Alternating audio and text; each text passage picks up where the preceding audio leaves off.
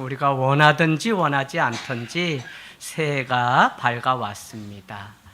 우리가 한 살 더 먹으면서 참 아무도 막을 수 없는 게 시간 가는 거고 세월이구나 하는 생각을 하게 됩니다. 하지만 우리가 그런 사이에 시간은 가야만 우리의 자녀들이 세월이 가는 덕에 또 그만큼 자라는 것이기 때문에 산다는 게 참 늘 재밌다는 생각이 듭니다.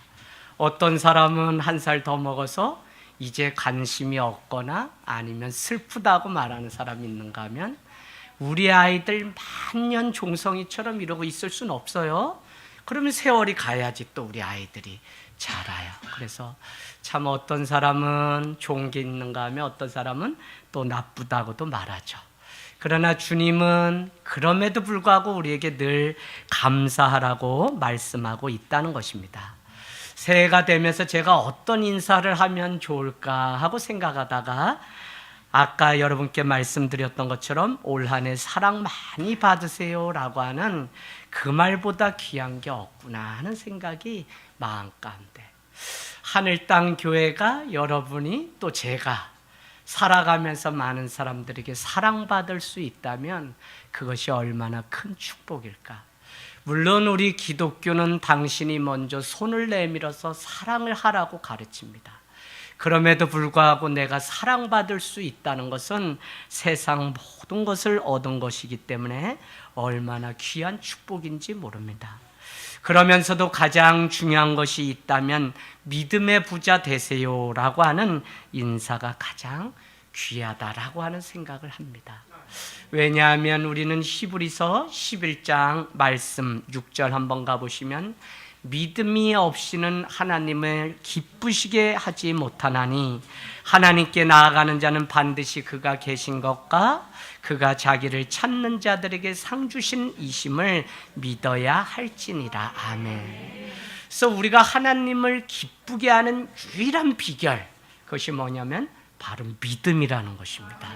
믿음이 없이는 하나님을 기쁘게 못한다는 거예요. 그래서 그가 우리와 함께 계신 것과 그를 찾는 자에게 상 주시는 분이심을 두 가지를 믿는 자가 하나님을 기쁘게 한다는 것입니다. 2022년 여러분 믿음의 부자가 되기를 원합니다.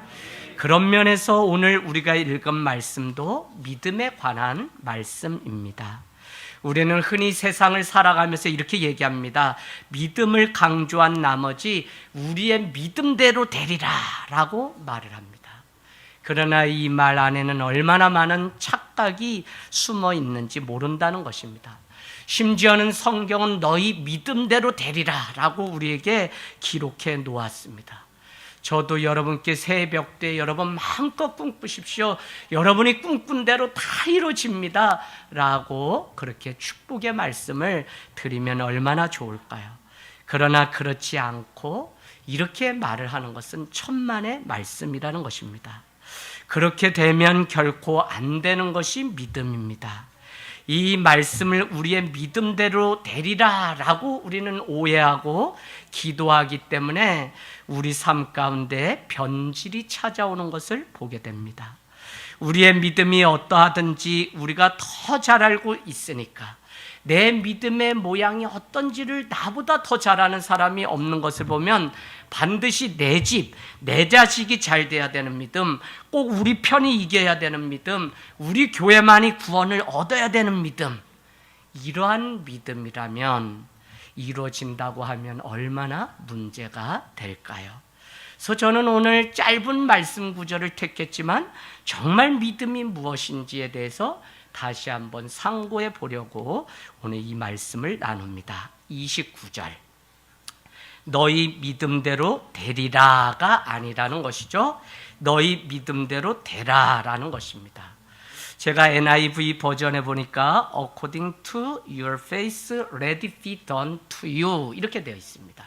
너의 믿음의 기초에서 너의 믿음에 따라서 너가 무엇을 하든지 그대로 된다라고 하는 것인데, 기초는 무엇이냐면 믿음이기 때문에 이 믿음이 잘못되면 우리도 착각과 기복신앙 가운데 평생을 쌓아 올리는데 비바람이 불면 이 믿음이 어느 날 다 집이 무너지는 것처럼 무너지기 때문에 저는 우리가 그동안 가지고 있던 신앙과 이 믿음에 대한 개념들을 다시 한번 오늘 새 벽두에 좀 짚어보려고 하는 것입니다.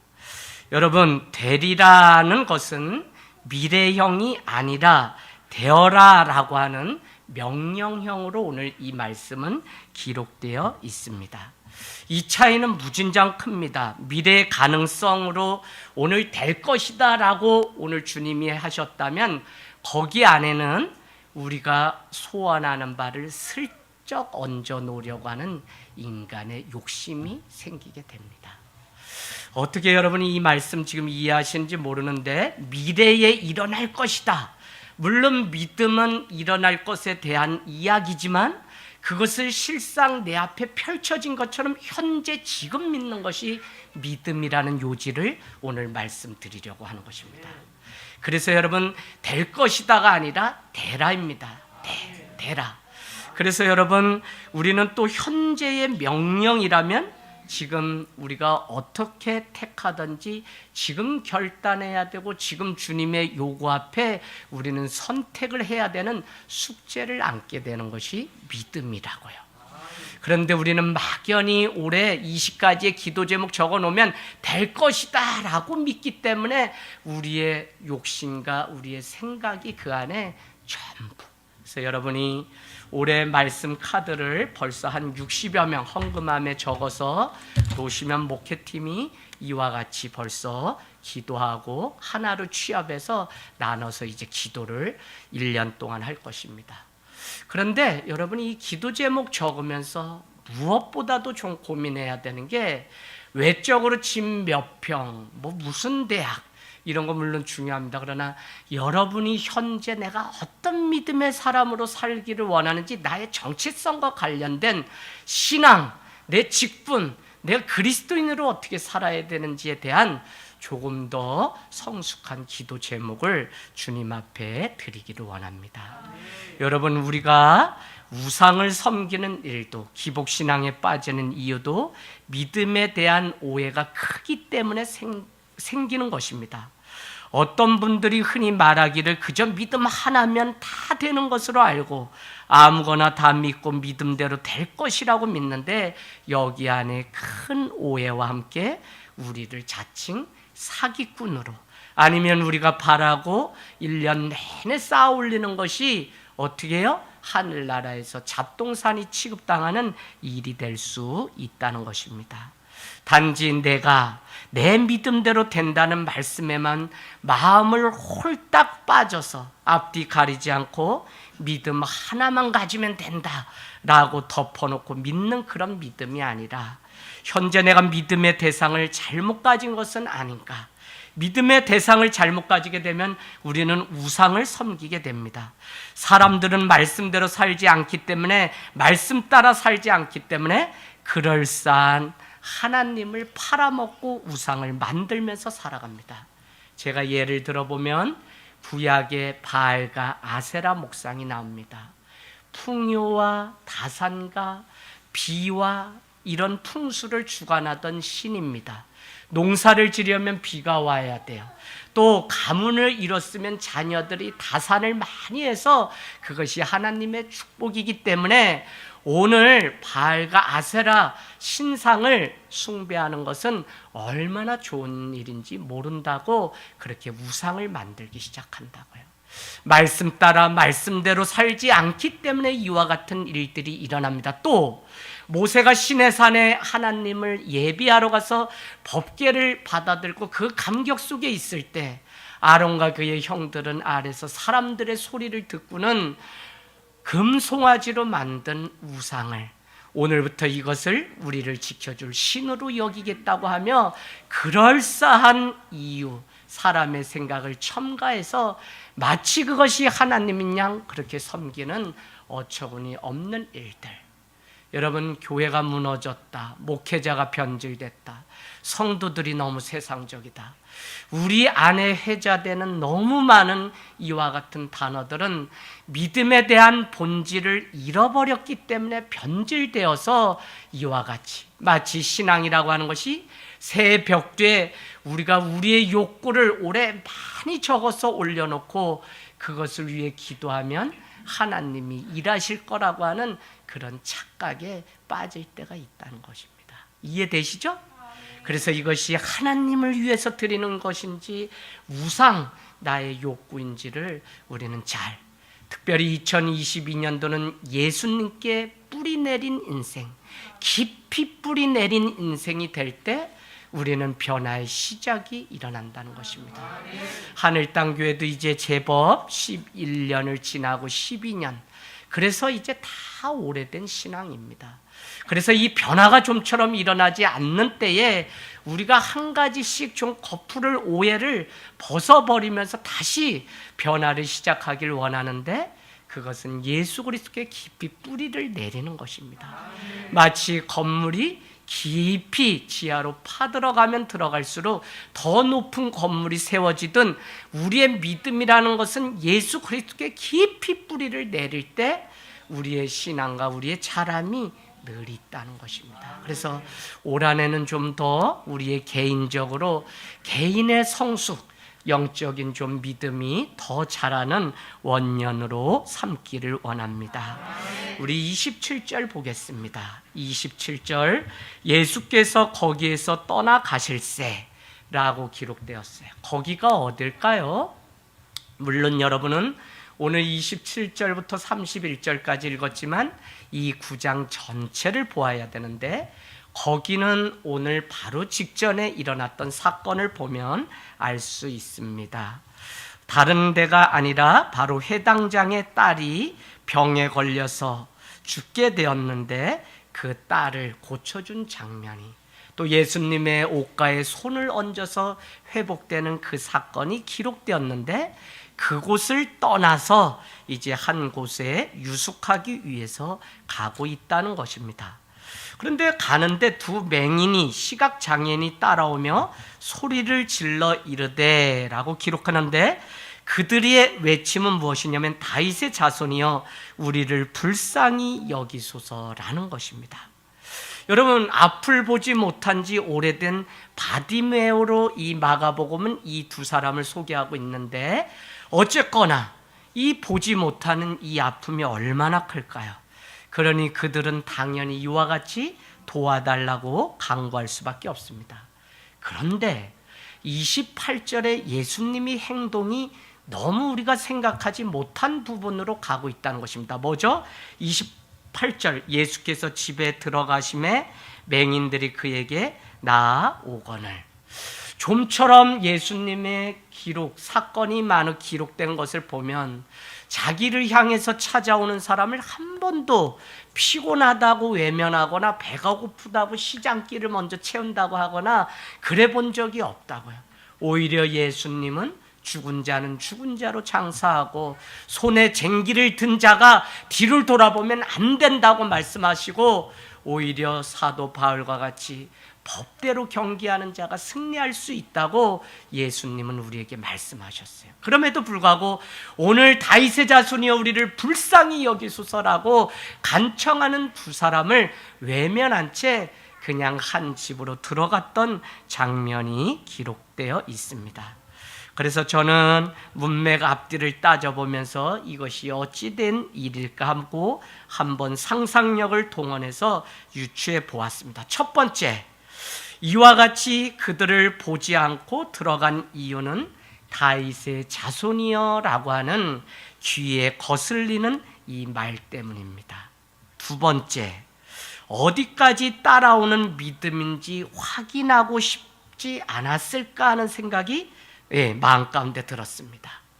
그가 정말 나를 도와달라고 하는 것인지, 아니면 그냥 당시 다윗의 자손이라고 하는 것이 유대적인 표현인데, 이사야서 35장 5절로 가보세요. 이사야서 35장 5절에는 귀머거리가 들을 것이고 눈먼 자가 눈을 뜨게 될 거라고 하는 이사야의 예언처럼, 누가 오면? 메시아가 오면. 메시아는 누구죠? 그들은 다윗의 자손 중에 메시아가 올 거라고 생각하기 때문에 오늘 유대인이 예수를 누구인지도 모른 채 믿음으로 드린 고백이 아니라 이 로마의 정부를 그냥 강압적으로 전복시켜서 새로운 새 하늘 새 땅을 만들어줄 메시아라고 생각하고 그를 다윗의 자손이여라고 부르지 않았을까? 우리가 사실 예수님은 그런 자가 아니라 마리아와 요셉의 갈릴리 척박한 땅에 목수의 아들로 태어나서 그도 30년을 부모를 섬기고 공기하다가 30세부터 33세, 31세부터 33세에 이르기까지 공생의 기간 동안 그는 하나님 나라의 복음을 외쳤던 것을, 그것도 갈릴리라고 하는 척박한 땅에서 이 복음을 믿으라, 하나님의 나라가 가까이 왔다라고 하는, 그러면서 회개를 촉구하는 장면으로 사역이 시작되는 것을 우리는 볼 수 있습니다. 여러분, 물론 오늘 이 두 소경은 예수님이 진정 어떤 분이신지 몰랐을 것입니다. 그러나 주님께서는 그게 그렇게 중요한 것이 아닙니다. 오히려 그들이 주님을 찾아올 때 믿져야 본전이라고 하는 심정으로 찾아왔는지 아닌지를, 정말 믿음 때문에 그가 주님을 오늘 부르짖고 있는 것인지, 여기 있는 우리가 정말 예배를 드리고 주님 앞에 일평생 믿음의 이 탑을 견고하게 세워가는데 그것이 참된 믿음으로 구원을 향한 여정 때문에, 제가 일부 예배 때 물어봤어요. 할머니 때문에 네가 나오는 것이 아니라 정말 너의 믿음으로 하나님 앞에 나온 예배인지 묻고 있다라고 제가 말씀을 드렸습니다. 그 여부를 예수님이 아시고자 오늘 이와 같이 그에게 외면한 채 그냥 자기의 길로 가시면서 오히려 더 정확하게 그에게 묻고 있다는 것입니다. 28절 가겠습니다. 묻습니다. 28절. 그 숙소로 따라오니까 이렇게 묻죠. 내가 능히 이 일을 할 줄로 믿느냐라고 다시 한번 물었다는 것입니다. 여러분, 이 말 안에는 내가 정말로 너의 눈을 뜨게 해줄 사람으로 믿느냐? 또 한 가지는 너가 정녕 내가 너를 고쳐줄 것으로 너는 믿느냐라고 하는 그 의미가 그 안에 있는 것입니다. 가차없이 즉답을 하는데 그는 내 주님 그러하웨이다 라고 두 소경은 대답을 합니다. 간절하게 바라는 절실했던 그 모습이 그들에게 드러나고 있습니다. 그럼에도 불구하고 예수님은 예수가 누구인지 알기 전에 그의 능력과 그가 고치시는 재주가 있다고 하는 이 소문을 익히 들어서 그가 왔다고 생각한 나머지 너가 오늘 이 모든 일을 내가 해줄 줄로 믿느냐고 다시 묻고 있는 것을 우리는 볼 수 있어요. 믿음이 무엇일까요? 믿음이. 여러분, 이 믿음은 주님이 이의 사정을 다 알면서도 너의 입술로 너가 지금 고백하고 주님의 초대 앞에 현재 응답하고, 그래서 현재 결단하고 지금 선택해야 하는 이것이 얼마나 중요한지 모릅니다. 그래서 여러분, 믿음은 정말 장차 일어날 일을 오늘 믿는 이것이 얼마나 중요한지. 왜 제가 이 말씀을 드리냐면 과거에 대한 신앙 고백을 우리는 참 많이 합니다. 그런가 하면 우리는 미래에 이런 일이 일어날 것에 대한 전망과 소망을 가지고 살아갑니다. 그럼에도 불구하고 오늘 주님은 이 일이 지금 너에게 일어날 것을 믿느냐고 묻는 것을 보면 우리는 내일이 있는 것이 아니라 오늘 주님이 내 앞에 찾아오셔서 구원의 손을 내미셨기 때문에 오늘 주님 앞에 드리는 지금 그 믿음, 지금 드리는 헌신과 그 사랑이 주님이 받으시는 믿음이라고 하는 사실을 놓치지 않게 되기를 원합니다. 여러분, 오늘 다 힘들죠. 괴롭죠. 어렵죠. 코로나죠. 그래도 지금 하나님께서 받으시는 그 믿음을 우리는 각자의 모양대로 드려야 한다고 하는 사실입니다. 그때 주님은 그의 눈을 만지시고 눈이 밝아졌죠. 왜냐하면 예수 그리스도는 빛이시기 때문에 그렇습니다. 그 순간 그들의 눈이 그대로 밝아지고 예수님에 대해서 잘못 알고 있었다고 할지라도 그들은 다시 한번 그럽니다라고 고백할 때 그들의 인생이 완전히 바뀌는 경험을 했다는 것입니다. 저는 여러분 이 땅 가운데 살아가는 삶은 행복과 불행을 생각해 보면 사실 우리가 행복하다고 믿고 살아가는 거지 눈물 짓는 일은 더 많아요. 제가 살아보니까 그래요. 행복한 일은 또 금세 잊어버리는데 눈물 지을 일은, 상처는 우리 안에 오래 남아있는 것을 보면 때로는 이 땅에서 살아가는 것은 괴로움이구나라는 생각이 들어요. 그래서 우리는 스코펙이 아무도 가지 않는 길의 첫 서문에 Life is difficult, 인생은 고난이다로 그 문장이 시작됩니다.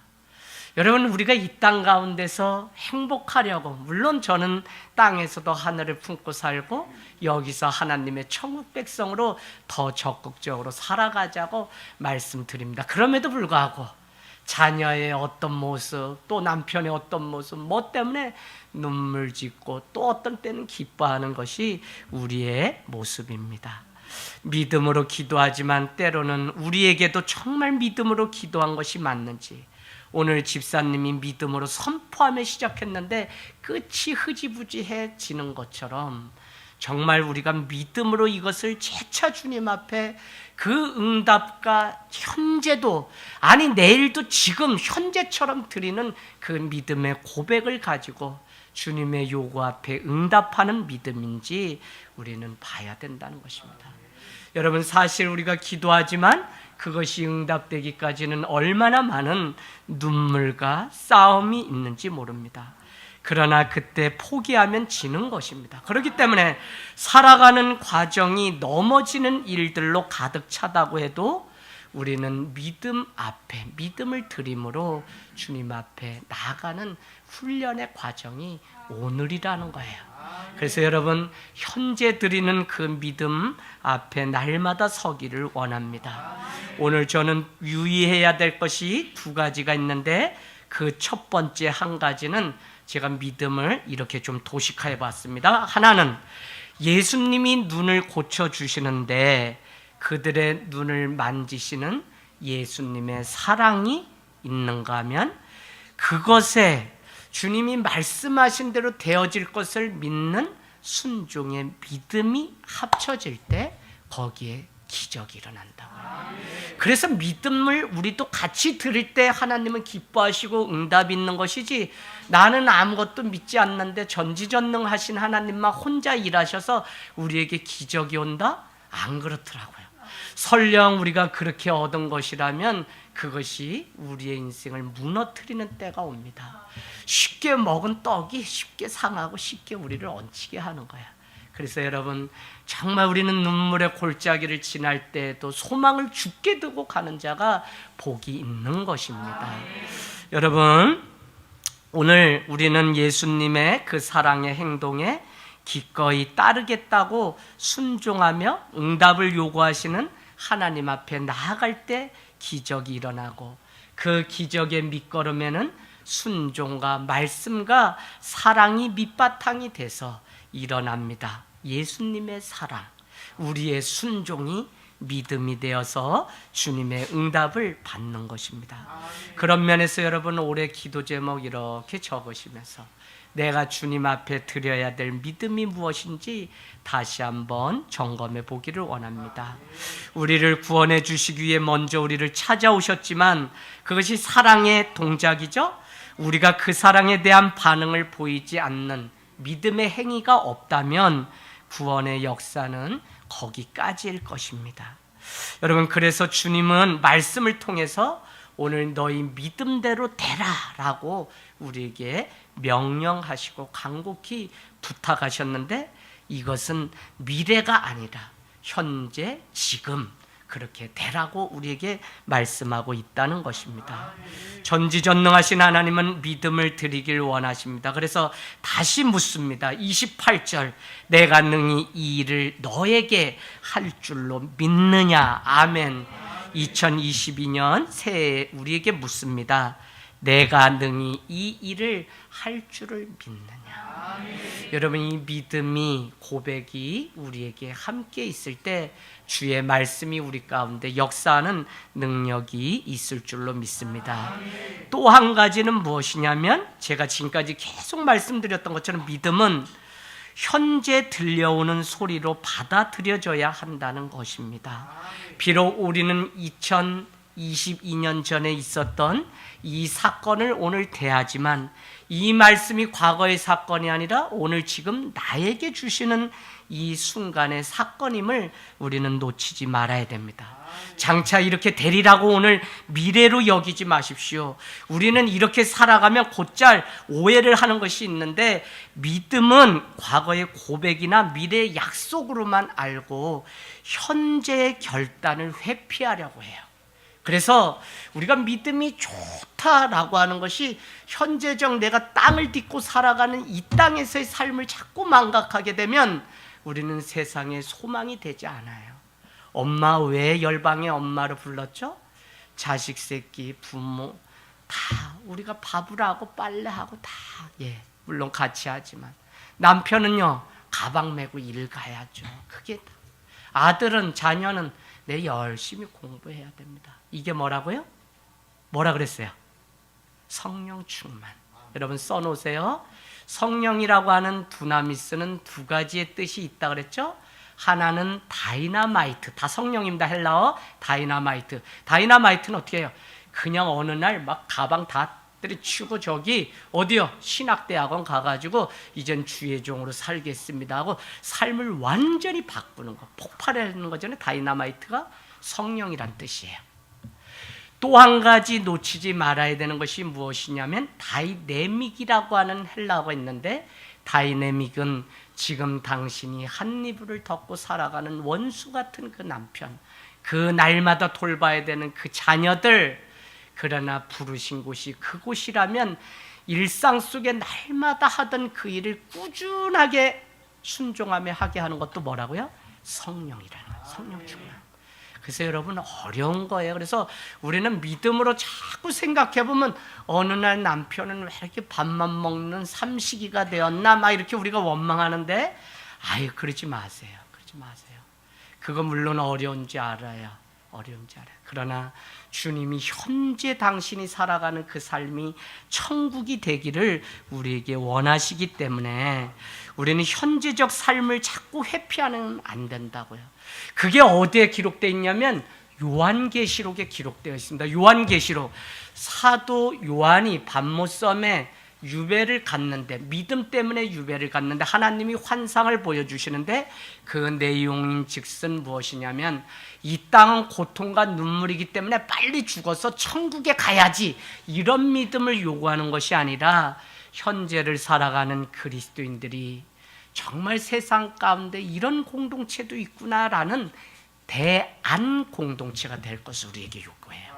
다 무너졌어요. 교회마저 무너지면 이제 끝이라고요. 아시겠어요? 그래서 대한 공동체, 더 중요한 거, 새 속에 물들지 않는 대한 공동체로 현재를 살아내기를 우리에게 요구하는 것이 이 요한계시록이지, 죽은 후에 새 하늘 새 땅만 가면 된다, 그러면 장땡이다, 이렇게 얘기하는 게 아니기 때문에 여러분, 저도 그러고 여러분도 2022년 새 날이 밝았는데 누가 뭘 해주는 것도 아니고 여전히 우리는 부엌으로 들어가고 빨래 돌려야 돼요. 그게 무슨 이야기냐면 현재를 살아내야만 구원으로 갈 수 있다라고 하는 놀라운 진리가 그 안에 있다는 것입니다. 주님은 과거도 미래도 아닌 지금 주님 앞에 보여드릴 믿음을 요구하고 있습니다. 내가 처한 상황이 괴로움이고 눈물 많을지라도 그럼에도 불구하고 내가 능히 이 일을 할 줄로 믿느냐라고 물었다는 것은 뭐라고요? 너의 믿음의 의지를 드리라고 하는, 다시 한번 우리에게 요구하는 거예요. 그래서 여러분, 그냥 하나님께 기도가 아니라 내 의지와 내 믿음을 하나님께 드릴 때 주님은 그곳에 놀라운 능력을 보여주실 줄로 믿습니다. 눈이 보이지 않아서 아무것도 할 수 없는 상황이 계속되었다고 하더라도 불가능이 있기 때문에, 아니 우리가 살아가 보니까 우리 인생에 한계가 있기 때문에 주님은 현재 우리에게 요구하는 것이 뭐냐면 믿음이라는 것입니다. 내가 능히 너의 눈을 뜨게 해줄 줄로 믿느냐라고 할 때 아멘이라고 하는 그 믿음이 우리에게 요구되는 것입니다. 본래 신앙은 무엇이냐? 삶의 현장 가운데 시시때때로 하나님이 나를 사랑하셔서 오늘 이 엄청난 사실을 믿고 깨닫고 그 사실 하나만으로 감격하고 이것을 이웃에게 나눠서 감동이 되게 하고 그곳에 하나님이 찾아오셔서 감복하시는 삼중 감동의 신앙을 우리에게 요구하고 있습니다.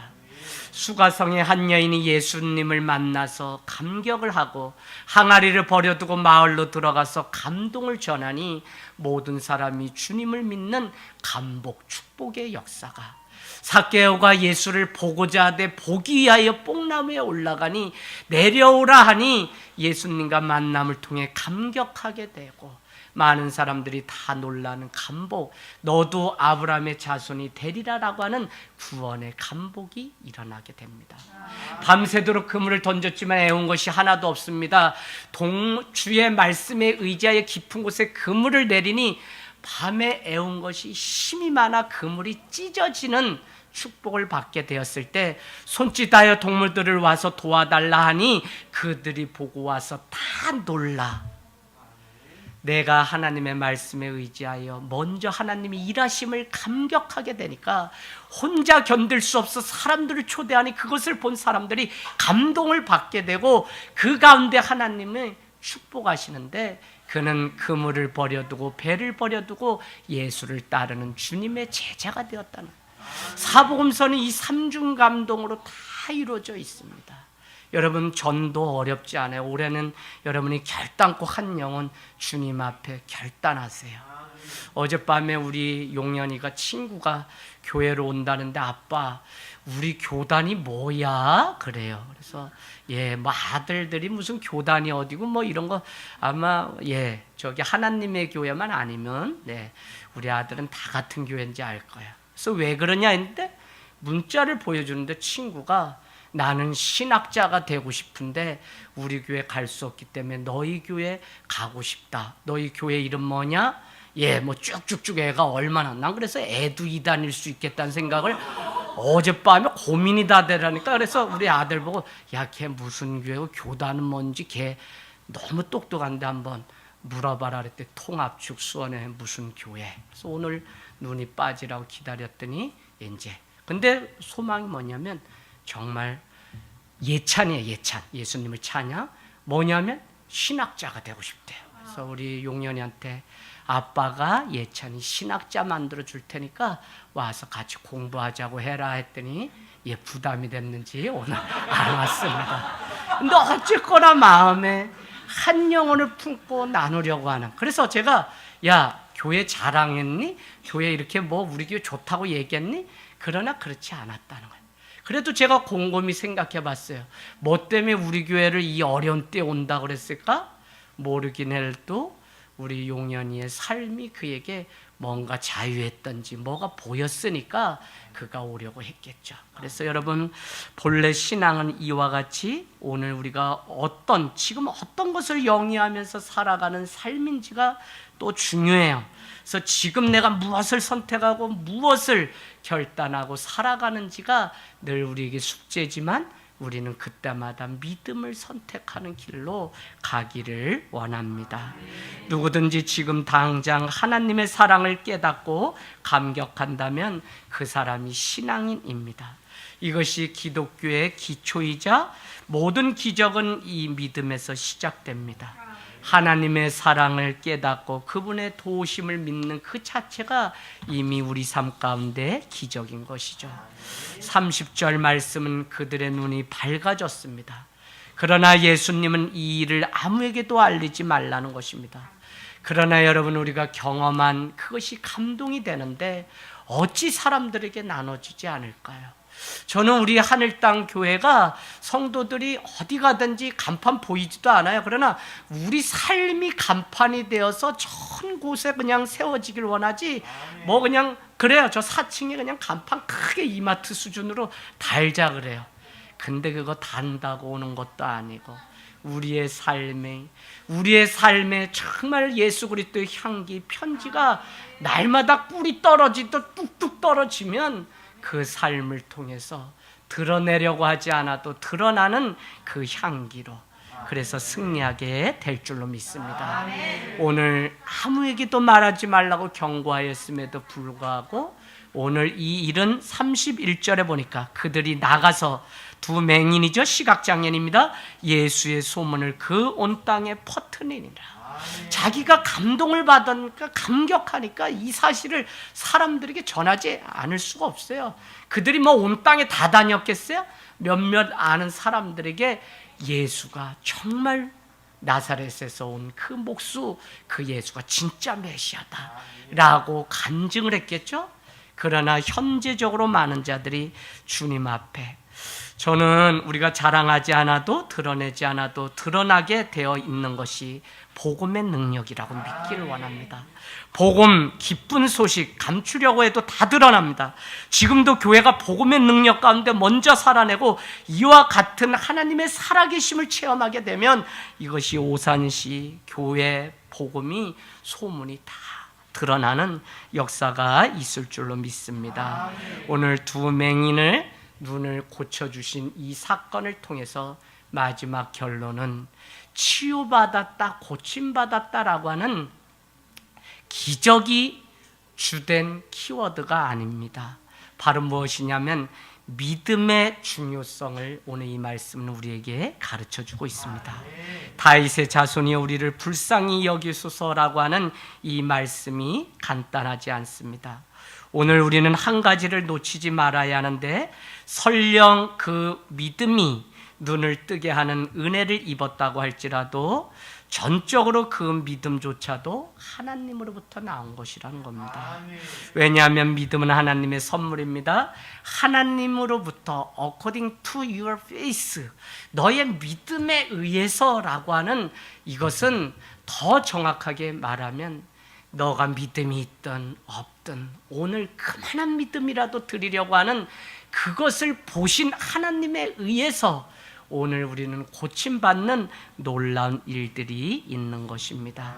그래서 여러분, 믿음은 믿음으로 기초해서 믿음의 과정을 거쳐서 어떤 결과를 얻든지 하나님께 끝까지 영광을 돌리는 그것이 참된 믿음이라는 것입니다. 헨리 오웬의 긍휼이라고 하는 책에 나오는 글귀를 소개하고 마치려고 합니다. 컴패션이라고 하는 긍휼은 파티와 품이라고 하는 단어의 합성어라고 그렇게 이야기합니다. 우리는 컴패션이라고 하는 선교단체도 있는데 함께 고통을 겪다라고 하는 의미입니다. 오늘 이 말씀을 마치면서 저는 우리에게 이런 주님의 요구를 듣게 됩니다. 오늘도 긍휼은 우리에게 상처가 있는 곳으로 가라고 말씀하시고요. 오늘도 고통 있는 장소로 들어가라고, 오늘도 하늘 땅 교회와 저희가 우리 모두가 깨어진 아픔과 두려움 있는 그곳, 혼돈과 고뇌를 함께 나누라고 촉구하고 있는 것입니다. 긍휼은 우리에게 비참한 상태에 있는 사람들이 누구인지 보게 하며 그들과 함께 울부짖고 외로운 사람들이 누구인지 함께 가서 슬퍼하며 눈물 흘리는 자와 함께 눈물을 닦아주라고 우리에게 말씀하고 있습니다. 2022년 저와 하늘 땅 교회와 여러분이 서야 할 곳이 바로 긍휼을 입어야 하는 사람들을 찾아가는 가장 낮고 낮은 땅입니다. 더 낮은 자리에서 긍휼의 삶을 살아내는 2022년. 그래서 여러분이 믿음의 눈을 크게 열어서 도움의 손길을 원하는 곳이 어디인지, 정말 함께 고통을 짊어져야 되는 곳이 어디인지, 여러분이 전쟁 항복판에 여러분의 마음이, 또 열방 그곳에 먹을 물이 없어서 식수를 구하며 콜레라에 걸리는 그곳에 전기불이 없어서 지금도 배터리를 그냥 하나 달아주면 마을에 축제가 일어나는 선교 현장의 이야기를 우리는 이제 많이 듣게 될 것입니다. 여러분, 오늘 정말 2022년 주님 믿음으로 내가, 또 우리 가정이, 우리 삶이 일어설 수 있게 해달라고 우리 주님 앞에 같이 기도하겠습니다.